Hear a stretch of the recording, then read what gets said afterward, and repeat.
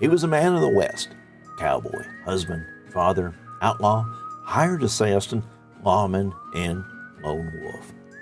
This deputy sheriff and horse rustler was a true pioneer of Hot Springs County, Wyoming.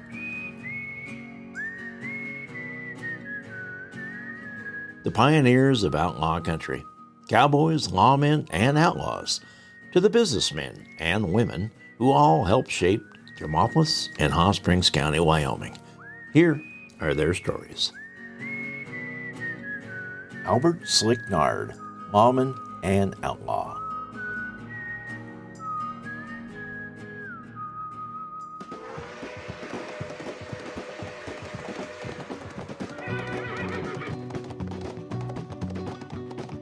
It is 1892, and the Horse Rustler Wars have been declared in Wyoming.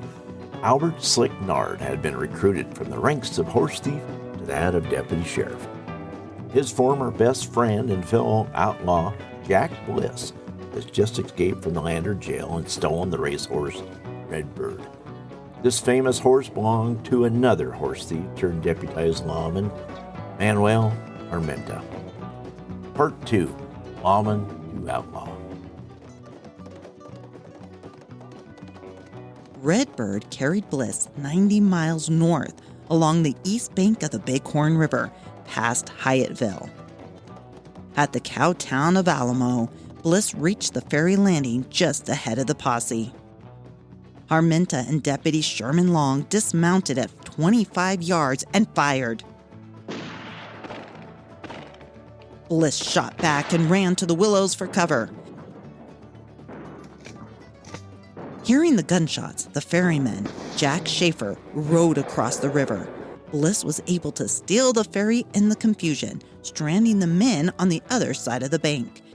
He then stole Schaefer's horse and Winchester and escaped. Armenta recovered Redbird, who, unharmed from a revenger, continued to win races across Wyoming. Sheriff Stowe led another posse to recapture the notorious outlaw. Once again, Slick Nard was employed to track down his former friend. The press reported that during the pursuit there were a couple of scrimmages without result. Once the posse fired on Bliss at 30 paces but missed the outlaw, and the rustler escaped to the sagebrush. The trail eventually took them to a mining camp above the town of Arland, near present-day Meeteetse.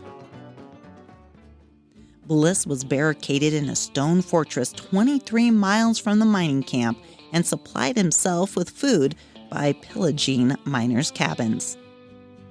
Deputies Slick Nard and David Shuck arrived at the hideout first, and according to the men, they had to act fast. They said they first discovered Jack Bliss's horse and afterward perceived smoke coming up from behind a large rock. Slick Nard made a hasty survey of the situation. On one side was timber, and on the other was a rocky bluff. Nard stationed himself near the bluff, and Shuck was in position to cut off escape into the timber should Bliss attempt to run. After waiting a short time, Bliss came out from his place in concealment. When about 80 yards from his fire, at which place he had left his gun, he stopped a moment when he was called on to surrender, which he refused to do, and at the same time starting on a run for his gun. There was no time to lose, and the boys opened fire on him. Firing 5 shots, which took effect, and the desperado fell forward on his face when he made a little more than half the distance to his gun. At first, Nard said, he was suspicious that Bliss might not be dead, but on approaching the prostrate form of his former friend, he found him cold in death. Nard and Shuck took charge of the camp, ate supper, and slept soundly all night. The next morning, they notified Deputy Sheriff Irie and Detective Benbrook, who, after viewing the body, wrapped it in the blankets composing his bed and left the remains amid the eternal snows of the Rockies within 10 miles of the top of the main range. The killing made national headlines and was sensationalized. Died with his boots on, the king of rustlers killed by a deputy sheriff. end of a notorious desperado in Wyoming. The shooting death of Jack Bliss came as a shock to Wyoming locals, however. The press noted that this astonished many people, as Nard and Bliss had been friends, chums, boon companions for years, and why Nard should have a desire to kill his best friend caused considerable comment. According to locals who knew him, Nard took the scalp and ears as proof of his kill to Chapman, expecting the $500 reward, which was not paid out. Instead, Sheriff Stowe paid the two men a smaller amount. Slick continued to work as a deputy for Sheriff Stowe, and in September 1891 made headlines again. Constable Byron Smith had been murdered in July, and Slick was ordered to track down the two young men, A.C. Moore and Ed Winkley, who had committed the crime. The Cheyenne Daily Leader reported that deputies Slick Nard, James Edward, and John B. Houghton had killed Winkley on the head of Green River in Uintah County on the morning of September 23rd. Moore is still in hiding in the mountains, and the other deputies are still on his trail. Winkley, who had been in the habit of coming to the cabin of a trapper named Wagontier, was ordered to throw up his hands when he came up from the cabin. Instead of complying, he grabbed his revolver when Nard and Edwards fired and dropped him. The body was taken to Justice Moats and an inquest held, after which the body was buried. By November, rumors were swirling that Nard had been killed by Moore, but he showed up alive in Lander. His good behavior wasn't to last, however.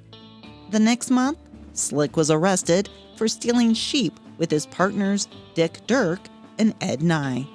Nard was released before the trial and was back to work as a deputy for Sheriff Stowe.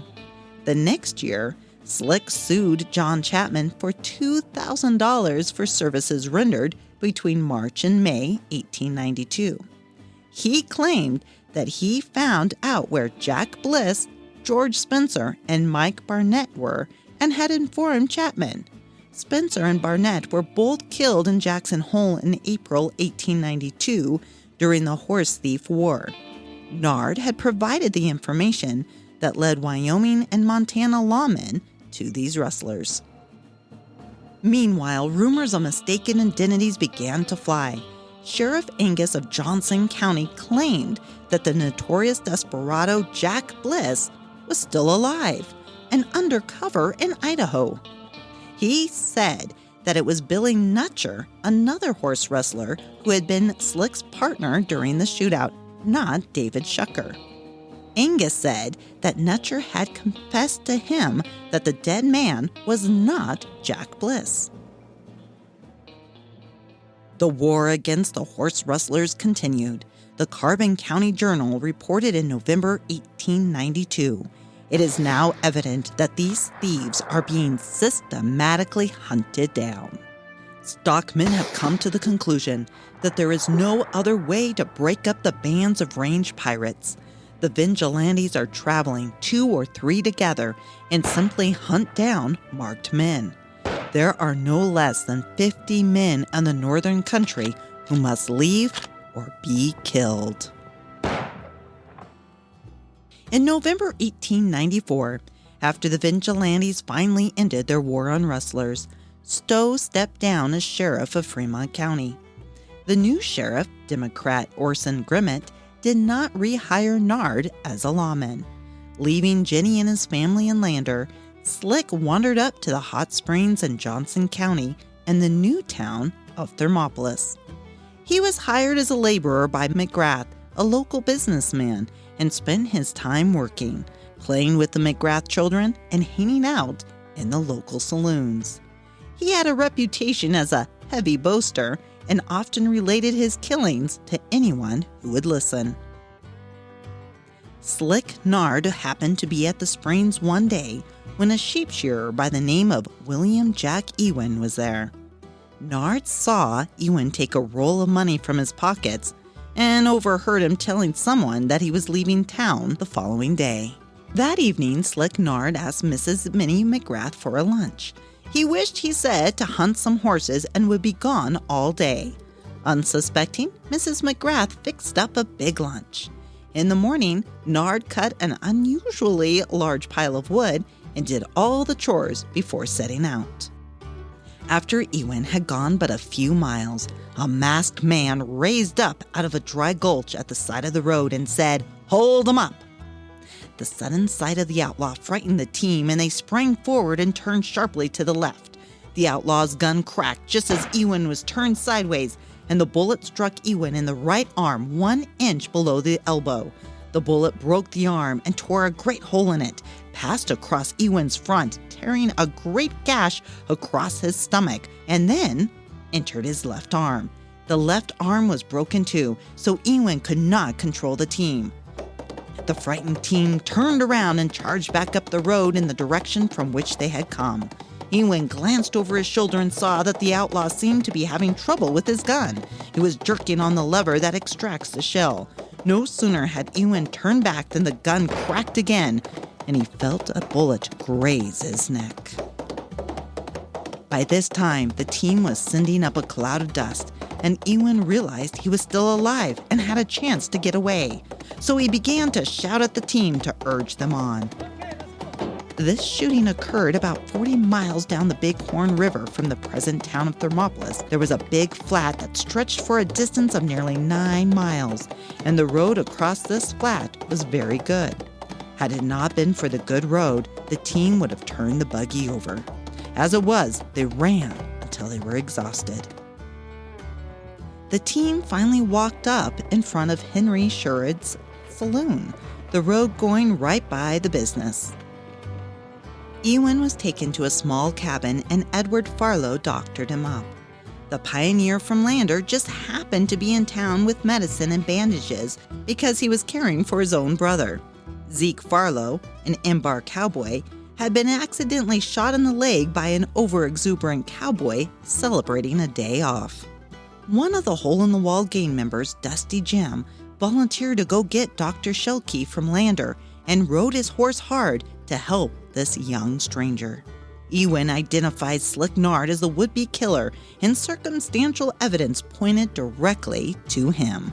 Slick had borrowed Henry Sherrod's rifle, which had a firing pin made out of the end of a nail. The saloon owner also loaded his own shells and made unique 2-ring bullets. The bullet cut out of Ewan's arm matched. The evidence continued to pile up. Slick's horse had a broken hoof, which matched the one at the scene. Mrs. McGrath identified the paper abandoned at the scene as the one she had wrapped his lunch in. Slick had no alibi and was out of town when the murder was attempted. Slick returned to the hot springs, making his capture an easy affair.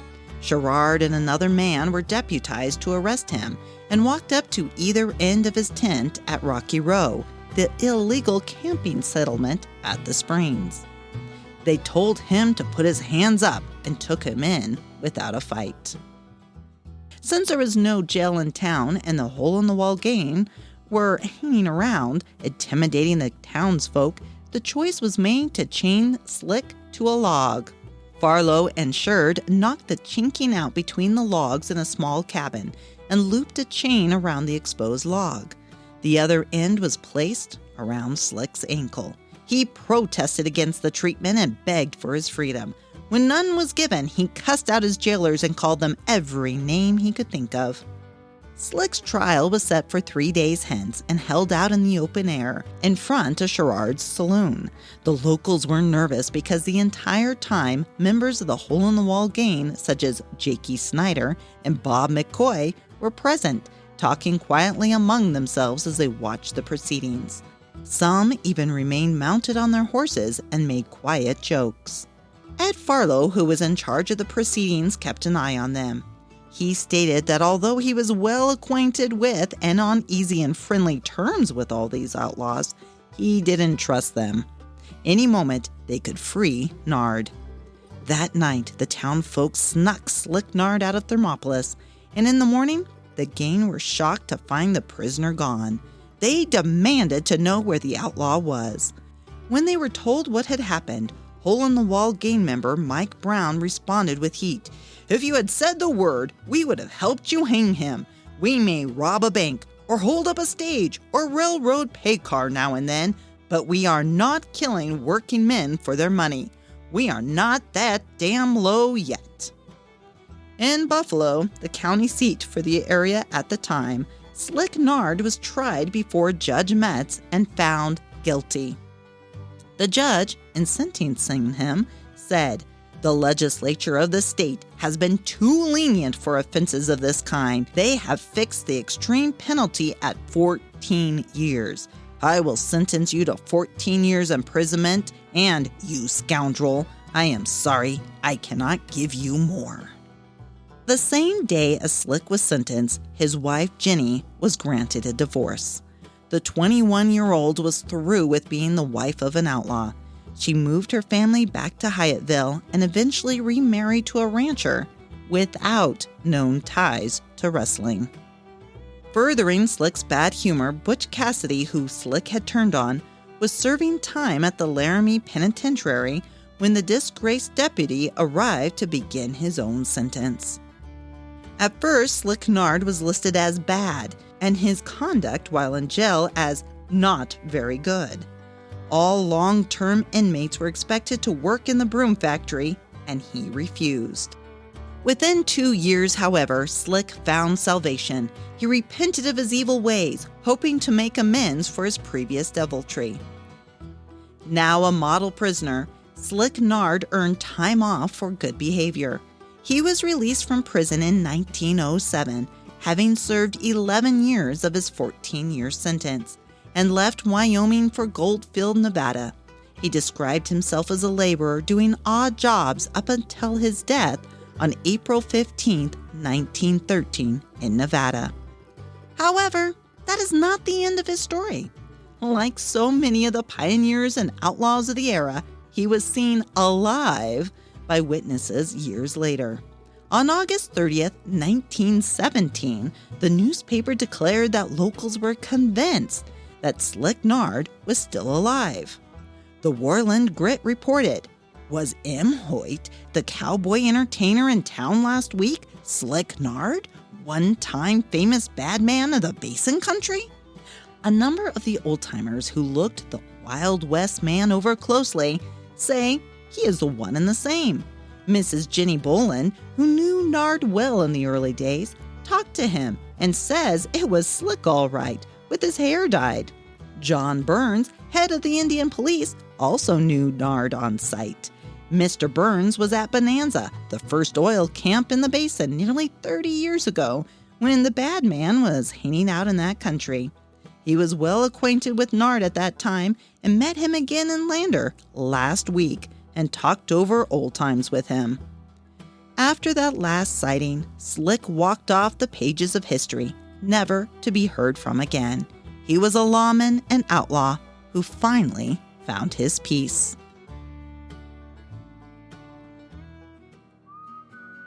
Thank you for listening to Pioneers of Outlaw Country. I am your host, Jackie Dorothy, with special thanks to author and historian Mike Bell. Be sure to subscribe to Pioneers of Outlaw Country so you don't miss a single episode of this historic series. The stories of our pioneers were brought to you by the Hot Springs County Pioneer Association, and this podcast was supported in part by a grant from Wyoming Cultural Trust Fund, a program of the Department of State Parks and Cultural Resources. This is a production of Legend Rock Media.